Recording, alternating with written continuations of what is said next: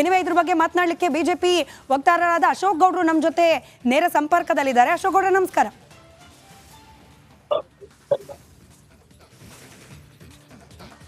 ಅಶೋಕ್ ಗೌಡ್ರೆ, ನನ್ನ ಧ್ವನಿ ತಲುಪ್ತಾ ಇದೆ ಅಂತ ಭಾವಿಸ್ತೀನಿ.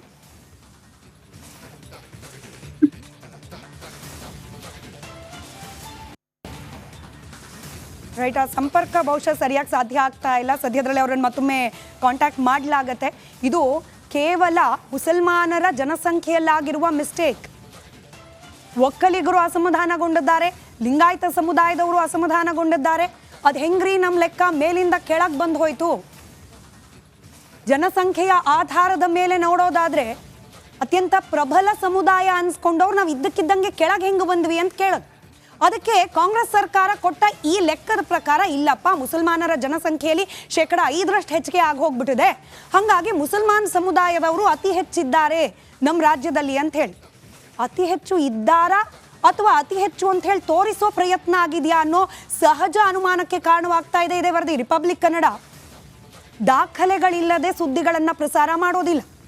ಇದೇ ಸರ್ಕಾರದ ಕಡೆಯಿಂದ ಸಚಿವರ ಕೈ ಕೊಟ್ಟಿರುವ ಪ್ರತಿಯಿಂದಲೇ ತೆಗೆದಿರುವ ಪ್ರಿಂಟ್ಔಟ್ಸ್ ಇದು.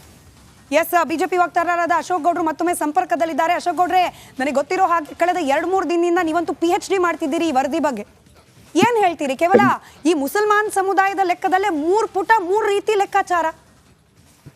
ಏನಂದ್ರೆ ಸ್ಮಿತಾ, ಇವಾಗ ನಾವು ಓದ್ತಿದ್ದಾಗ ಈಗ ಏನಾಗಿದೆ, ಆ ಲಿಸ್ಟ್ ನ ತಾವು ನೋಡಿದ್ರೆ 59 ಲಕ್ಷ ಬರುತ್ತೆ ಮುಸಲ್ಮಾನ್ ಸಮುದಾಯದ ಪಾಪ್ಯುಲೇಷನ್. ಅದಾದ್ಮೇಲೆ ಏನಾಗಿದೆ, 59 ಲಕ್ಷ 2B ಹಾಕ್ತಾರೆ. ಅದಾದ್ಮೇಲೆ 1 ನಲ್ಲಿ ಕ್ಯಾಟಗರಿ 1 ನಲ್ಲಿ ಇದ್ದಂತಹ 6 ಮುಸಲ್ಮಾನರ ಜಾತಿಗಳು ಮತ್ತು 2B ನಲ್ಲಿ 2A ನಲ್ಲಿ ಇದ್ದಂತಹ 8 ಮುಸಲ್ಮಾನರ ಜಾತಿಗಳು. ಟೋಟಲ್ ಆಗಿ 14 ಜಾತಿ ಲಿಸ್ಟು ಸೇರಿಸಿ 75 ಲಕ್ಷ ಅಂತ ತೋರಿಸ್ತಾರೆ. ಅಂದ್ರೆ ಈ ಪಿಂಗಾರ ಕಮ್ಯುನಿಟಿ ಏನಿದೆ, ಲದಾಫಿ ಕಮ್ಯುನಿಟಿ ಏನಿದೆ, ಇದು ಆ ಟೋಟಲ್ 59 ಲಕ್ಷದಲ್ಲೂ ಬಂದಿದೆ. ಜೊತೆಗೆ ಅಡಿಷನಲ್ ಆಗಿ ಕ್ಯಾಟಗರಿ 1ಗೋಸ್ಕರ ಕ್ಯಾಟಗರಿ 2A ಸೇರಿಸ್ತಾರೆ. ಅಂದ್ರೆ 59 ಲಕ್ಷ ಪ್ಲಸ್ ಏನು ಮಿಕ್ಕಿರ್ತಕ್ಕಂತಹ 16 ಲಕ್ಷ ಏನ್ ಪಾಪ್ಯುಲೇಷನ್ ಇದೆ ಅದನ್ನು ಟೋಟಲ್ ಆಗಿ ಸೇರಿಸ್ತಾರೆ. ಇಲ್ಲಿರ್ತಕ್ಕಂತಹ ಗೊಂದಲ, ನೀವು ಅನೇಕ ಪುಟಗಳಲ್ಲಿ ನೀವು ಒಂದೊಂದು ನೋಡ್ಕೊಂಡ್ ಬಂದ್ರೆ ಆ ಮೇಲ್ಗಡೆ ಇರತಕ್ಕಂತಹ ಡೇಟಾನ ಕೆಳಗಡೆ ಹಾಕ್ತಾರೆ, ಕೆಳಗಡೆ ಇರತಕ್ಕಂತಹ ಡೇಟಾನ ಮೇಲ್ಗಡೆ ಹಾಕ್ತಾರೆ. ಈಗ ಉದಾಹರಣೆಗೆ ಒಂದೇ ಒಂದು ಹೇಳ್ಬಿಡ್ತೇನೆ, ಓವರ್ ಆಲ್ ತುಂಬಾ ಬ್ರೀಫ್ ಆಗಿ. ಏನು ಅಂದ್ರೆ, ಈ ಅವತ್ ಏನ್ ಹೇಳ್ತಾರೆ ಅಂತಂದ್ರೆ, ಕರ್ನಾಟಕದ 2011 ಸೆನ್ಸಸ್ ಪಾಪ್ಯುಲೇಷನ್ ಏನ್ ಹೇಳ್ತು, 6,11 lakhs ಇತ್ತು. ಇವತ್ತು ಅಂದ್ರೆ ಇದು ಯಾವಾಗ ಡೇಟಾ ಮಾಡ್ತಾರೆ 2015 ಅಲ್ಲಿ 5,98 lakhs ನಾವು ಸಂಪರ್ಕ ಮಾಡಿದೀವಿ ಅಂತ ಹೇಳ್ತಾರೆ. ಇದೇ ರಿಪೋರ್ಟ್ ಅಲ್ಲಿ ಹೇಳ್ತಾರೆ ಆವತ್ತು ನಾವು ತತ್ಸುಮಾರು 37 ಲಕ್ಷ ಜನನ ಸಂಪರ್ಕ ಮಾಡಿಲ್ಲ ಅಂತ ಹೇಳಿ. ಕರ್ನಾಟಕದ ಪಾಪ್ಯುಲೇಷನ್ ಇದ್ದಿದೆ 6,11 lakhs.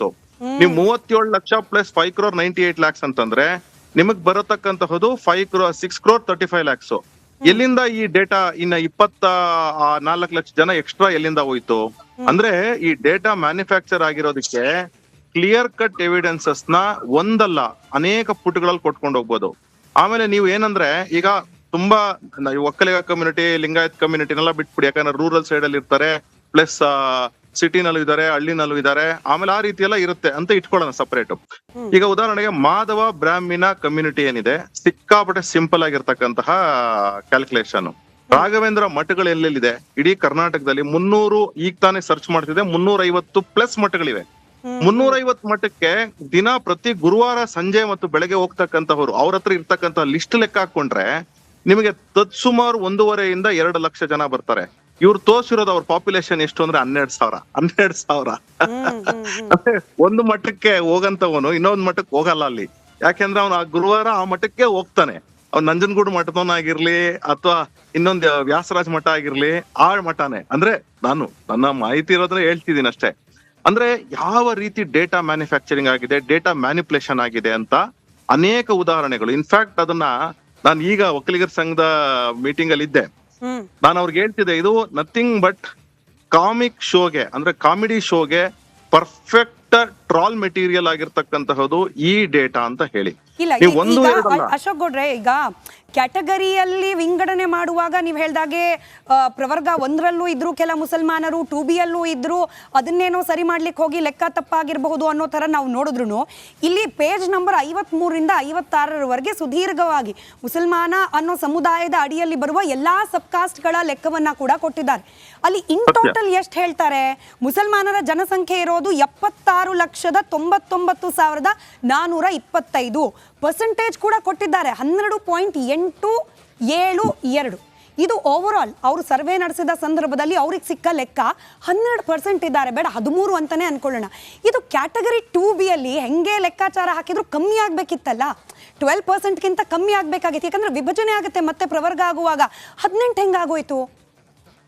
ಏನಾಗಿದೆ ಅಲ್ಲ, ಅದು 18 ಅದು ಗೊಂದಲ ಅಲ್ಲ. ಯಾಕೆ ಅಂತ ಹೇಳಿದ್ರೆ ಈಗ ಒಂದು ಓವರ್ ಆಲ್ ಪಾಪ್ಯುಲೇಷನ್ 5,98,00,000 ಅಲ್ಲಿ ಇರ್ತಕ್ಕಂತಹ 76 ಲಕ್ಷ ಮುಸಲ್ಮಾನರು ಏನಿದ್ದಾರೆ ಅದು 12.81 ಅಂತ ಇದೆ.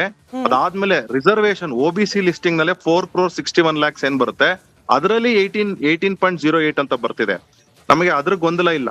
ನಮಗೆ ಆ ಗೊಂದಲ ಅದ್ರ ಬಗ್ಗೆ ಡೇಟಾ ಮ್ಯಾನುಫ್ಯಾಕ್ಚರಿಂಗ್ ಆಗಿರೋದ್ರ ಬಗ್ಗೆ ಗೊಂದಲ ಇರ್ತಕ್ಕಂಥದ್ದು. ಟೋಟಲ್ ಏನಾಗಿದೆ ಅಂತಂದ್ರೆ 2B ನಲ್ಲಿ, ಅಂದ್ರೆ ಇನ್ನೂ ಒಂದು ಹೇಳ್ಬಿಡ್ತೇನೆ, ಪಠಾಣಿ ಮುಸ್ಲಿಮ್ಸ್ ಯಾರಿದ್ದಾರೆ, ಬೇರಿ ಮುಸ್ಲಿಮ್ಸ್ ಯಾರಿದ್ದಾರೆ, ಸುನಿ ಮುಸ್ಲಿಮ್ಸ್ ಯಾರು, ಅನೀಫಿ ಮುಸ್ಲಿಮ್ಸ್ ಯಾರಿದ್ದಾರೆ, ಇವರೆಲ್ಲಾನು ಸಹ ಕ್ರೀಮಿ ಲೇಯರ್ಸ್, ಅಂದ್ರೆ ತುಂಬಾ ದೊಡ್ಡ ಶ್ರೀಮಂತರಾಗಿರ್ತಕ್ಕಂಥವ್ರು. ಅವ್ರಿಗೂ ಸಹ 2B ನಲ್ಲಿ ತಂದು ರಿಸರ್ವೇಶನ್ ಸೇರಿಸಿದ್ದಾರೆ.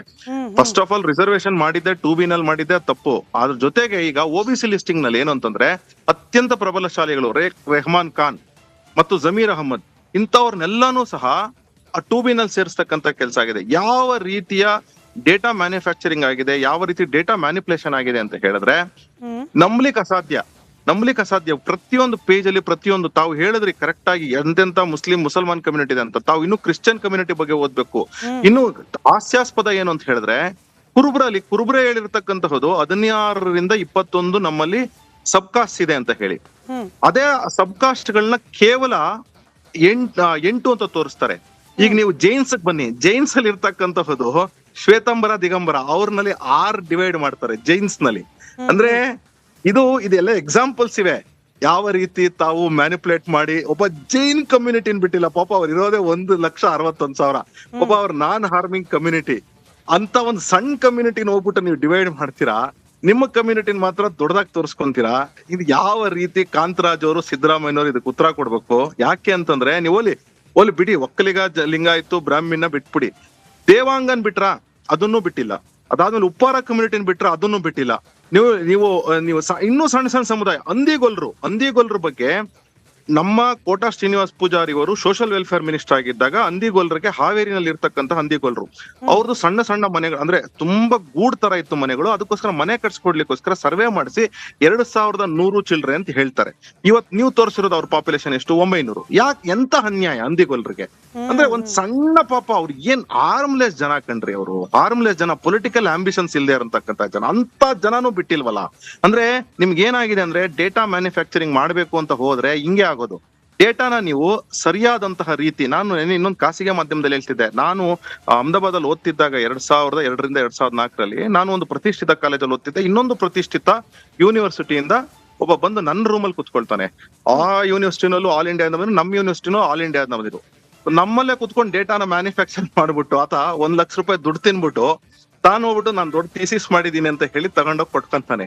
ಅಂದ್ರೆ ಈ ರೀತಿ ಮಾಡಿರ್ತಕ್ಕಂಥದ್ದು ಕಾಂತರಾಜ್ ಅವರು ಡೇಟಾ ಮ್ಯಾನುಫ್ಯಾಕ್ಚರಿಂಗ್, ಈ ರೀತಿ ಮಾಡಿರ್ತಕ್ಕಂಥದ್ದು ಕರ್ನಾಟಕ ಜನತೆಗೆ ಅನ್ಯಾಯ. ಇದು ಕೇವಲ ಯಾವ್ದೋ 1-2 ಸಮುದಾಯ ಅಲ್ಲ, ಇಡೀ ರಾಜ್ಯಕ್ಕೆ ಅನ್ಯಾಯ ಮಾಡ್ಬಿಟ್ಟಿದ್ದಾರೆ. ಓಲಿ ಇವ್ರಿಗೆ ಸೆನ್ಸಸ್ ಮಾಡಿ ಯಾರು ಪವರ್ ಕೊಟ್ಟಿದ್ದು? ಸರ್ವೆ ಮಾಡ್ಬೇಕಾಗಿತ್ತು. ಸರ್ವೆ ಮಾಡಿದ್ರೆ ಸ್ಯಾಂಪ್ಲಿಂಗ್ ಸರ್ವೆ.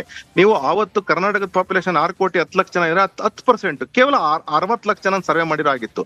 ಇವತ್ತೇನ್ ಹೇಳ್ತೀರಾ, 1,35 ಲಕ್ಷ ಜನ ಮನೆಗೆ ಹೋಗಿದ್ವಿ. ಎಲ್ರಿ ಬಂದಿದ್ದೀರಾ? ಎಲ್ಲಿ ಬಂದಿದ್ದಾರೆ? ಇವತ್ತು ನಾನು ಒಕ್ಕಲಿಗರ ಸಭಾಭವನದಲ್ಲಿ ಕುತ್ಕೊಂಡಿದ್ದಾಗ ಅಲ್ಲಿ ಇದ್ದಾಗ 35 ಜನ ಡೈರೆಕ್ಟರ್ಗಳು ಬಂದಿಲ್ಲ.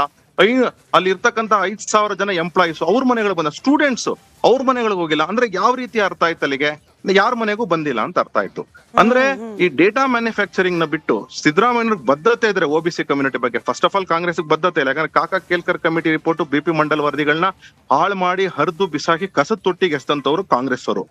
ಅಟ್ಲೀಸ್ಟ್ ಸಿದ್ದರಾಮಯ್ಯ ಪರ್ಸನ್ ಬದ್ಧತೆ ಇತ್ತ ಅಂದ್ರೆ ಖಂಡಿತವಾಗ್ಲೂ ಇಲ್ಲ, ಇದ್ರಲ್ಲಿ ಗೊತ್ತಾಗ್ತಿದೆ ಅದರಿಂದ. Right, thank you so much Ashok ಗೌಡ್ರೆ, ರಿಪಬ್ಲಿಕ್ ಕನ್ನಡದ ಜೊತೆ ಮಾತನಾಡಿದಕ್ಕೆ. ಇನ್ನೊಂದು ಸುದ್ದಿ ಕಡೆ ಗಮನ ಕೊಡೋಣ.